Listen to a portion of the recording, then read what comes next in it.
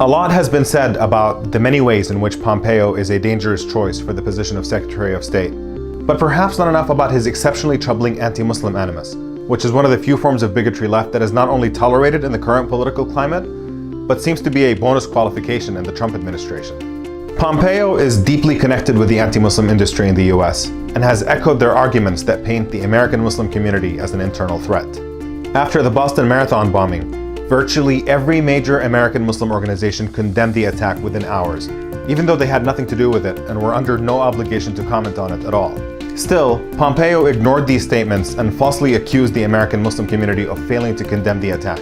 Even worse, he claimed that this imaginary American Muslim silence not only cast doubt upon the commitment to peace among adherents of the Muslim faith, but somehow also made these Islamic leaders across America potentially complicit in these acts. There is no other way to spin this. This is hate-mongering against an entire community that's based on a lie. This line of thinking is not hard to trace when you consider that Pompeo has accepted a National Security Award from Act for America, which, if you believe the numbers they claim, may be the largest anti-Muslim organization in the US. Act for America's leader, Brigitte Gabriel, not only claims expertise she doesn't have and makes up events that actually never took place, she's also infamous for having said that practicing Muslims cannot be loyal citizens to the US. Pompeo is close to another anti-Muslim conspiracy theorist, Frank Gaffney, appearing on his radio show more than a dozen times. In one interview, Gaffney asked Pompeo if he agreed that Obama had an affinity for the cause of ISIS to undermine American power. And Pompeo agreed. I wonder whether, in fact, what the president is conveying to them is not simply that he doesn't understand, but that there's really kind of an affinity for, if not the violent beheading and crucifixions and slaying of Christians and all that, but at least for the cause in which these guys are engaged in such activities. Frank, every place you stare at the president's policies and statements, you see what you just described.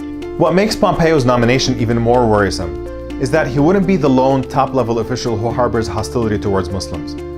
He would be serving under a president who campaigned on barring Muslims from entering the country, and alongside a national security advisor who wrote the foreword to a book by notorious anti-Muslim bigots Pamela Geller and Robert Spencer.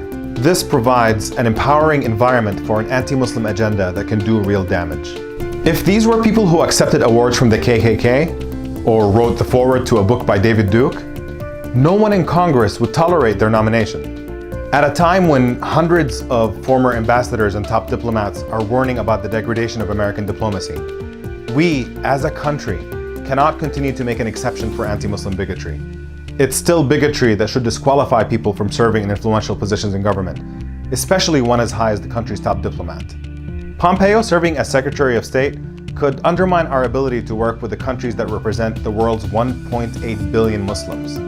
That number, by the way, includes millions of American Muslims here at home. Our country deserves better, and if we are to do what's best for our country, senators must reject the dangerous nomination of Pompeo at his upcoming confirmation hearing.